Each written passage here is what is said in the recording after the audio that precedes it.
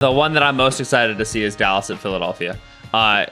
This is the only way this conference gets interesting is if Dallas can at least take one off of Philadelphia, right? Philly's got like a big set of games coming up. They're going to play Buffalo. They're going to play San Francisco. They're going to play Kansas City. They're going to play Seattle. There's a way that the Eagles like win the 2 Dallas games, but lose enough games that the division gets back into it. But with the Niners having lost now these last 3 games, the Eagles have a comfortable lead on the Niners. They have a 1-game lead on the Lions, but I think for most people, they look like a better team than the Lions. They have a 1-game lead on the Seahawks. I think for most people, they look like a better team than the Seahawks. If there's a team that's been playing well enough to challenge them, to kind of bring this conference back to a point where it doesn't feel like there's one horse that's running away with it, I think it's this Dallas team and it's this matchup. A couple weeks ago, I came on the show, Sheil, and talked about how I think that the Cowboys' fixes in passing offense will be fine and will be acceptable and will be achievable by Mike McCarthy. And if they're not, easily fire the guy because they're very simple. But I think he can get this done. And they have. Sheil, motion rates are up in the Mike McCarthy offense. Pre-snap motion. Oh, as I live and breathe. All right. Play action. CeeDee Lamb's playing on the outside now. We've taken our best player and we put him in the position where most wide receivers are successful. Who could have thunk it? What a treat.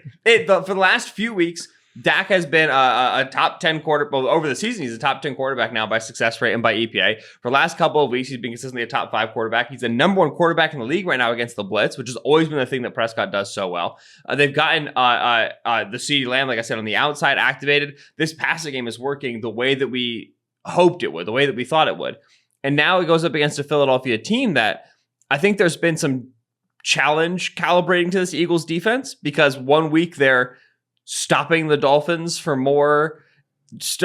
fewer points than the Dolphins have ever scored ever. And then the next week they're just giving up 30 to Sam Howell. But in general, like agnostic of matchup and kind of how you plan for a defense or whatever, we can say that this passing defense is pretty susceptible, right? I mean, there are enough weak points on this team that you can get after it. The CeeDee Lamb aspect of this is the most interesting aspect of it. Like I said, his snaps on the outside, his success on the outside have increased over the last few weeks. Well, the Eagles aren't weak to the outside, they're weak to the slot. Right? You put him on the outside, you get James Bradbury and Darius Slay in coverage. You put him on the inside, you get potentially Sidney Brown, or you get potentially Josiah Scott, you get potentially Reed Blankenship. They have a number of guys. Bradley Roby might be back from injury. He rotates down. You like the matchup a lot better. So I'll be curious to see how they play hide and seek with CeeDee Lamb. They've really been oriented on getting him activated recently. That matchup when the Cowboys have the ball is the most critical side of things. And then defensively for the Cowboys, not enough can be said. We're in a spot where we're like a little bit tired of talking about Dan Quinn. It's our 3rd year doing it. Not enough can be said about the fact that the Cowboys lost Trayvon Diggs in the middle of the week to a practice injury and just said, don't worry about it. Deron Bland is one of the best corners in the league. We found him in the 5th round last year and just plugged and chugged. It is they lost Leighton Vander Esch for a stretch. They lost Trayvon Diggs for a stretch. They're the 5th best pass defense in the league. It is unbelievable how well this back 7 has rallied around their injuries, how well they're executing despite Trayvon Diggs. They haven't had enormous tests, right? The first week, the Niners got absolutely, got their teeth kicked in. They were reeling still from the injury. For the last couple weeks, not crazy huge test, but the Rams passing offense, nothing to sneeze at, and they held it down. Yeah. Now they get this Eagles passing attack and A.J. Brown. What's the answer going to be there with no Trayvon Diggs? So this is a star wide receiver matchup and a huge matchup in the NFC.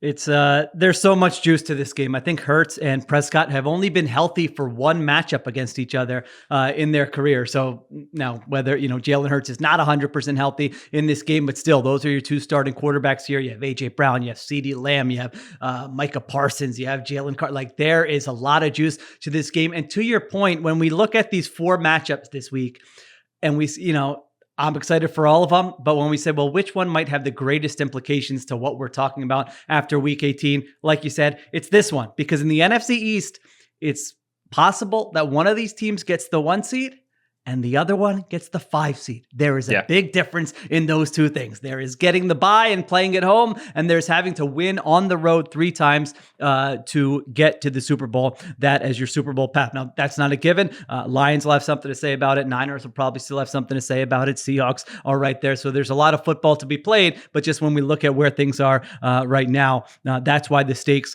are so high. And yeah, you mentioned some of the great matchups. I mean, CeeDee Lamb inside. That's a trouble area for the Eagles, no doubt about it. I mean, they've been rotating at nickel. Last week, they played a rookie Sidney Brown on early downs, and then they bring in Eli Ricks, who is a player that probably most of our audience has never heard of, on passing downs. And so are you doing that again with CeeDee Lamb in the slot? Are you doubling him? I will say Sean Desai, the Eagles' new defensive coordinator this year, one thing we've learned about him through the first half of the season, he's not stubborn. He doesn't go in with like one thing. If anything, he like changes at a more rapid rate than I've seen from many. It's like, oh, this happened this possession. All right, next possession, we're doing this. That could be doubling Lamb. That could be changing coverages. That could be a number of different things. So that's fun on one side of the ball. And then the other side of the ball, you mentioned it. The Cowboys defense has been playing great. Deron, I'll give you credit. You were all over Deron Bland very early last year as a player to keep an eye on. And now everybody's saying, all right, this Deron Bland, like, he's been incredible for them. Like sometimes film watching is like, it's like hard and it's like nerdy, right? We were like, oh, this player's got some like good reps in this role when he's in this technique and he puts on weight. Sometimes the guy has just such unspeakable juice that you're like, he's good, moving on. And that was Deron Bland. You watched him play for like three snaps. One of his earliest games against the Eagles, he had AJ Brown in the slot. He's just like punching him,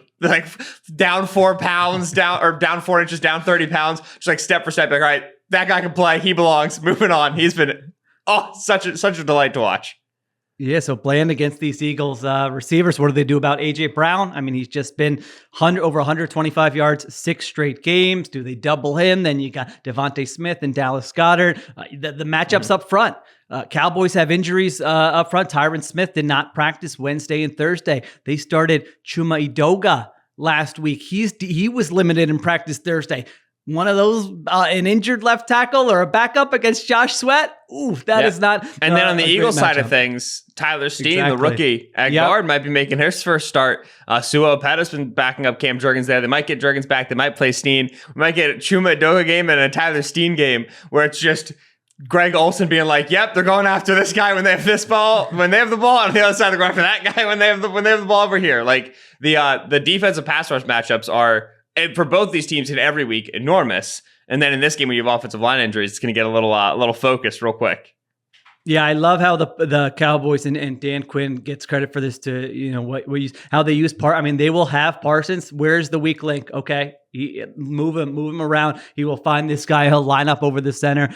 He'll be all over the place. So yes, if that is a weak link for the Eagles at right guard, the Cowboys will certainly find it. So a very juicy matchup, a very exciting game. The Cowboys are old school with how they played. We talk all about the 2 high shells, and the Cowboys are like, nope, we're going to be among the league leaders in man coverage and single high. I think they're rushing 5 or more at like a top 10 rate in the NFL. So they are aggressive. They are not a sit back and force the offense to be methodical type defense. And I'm excited to see how that works against this Eagles offense.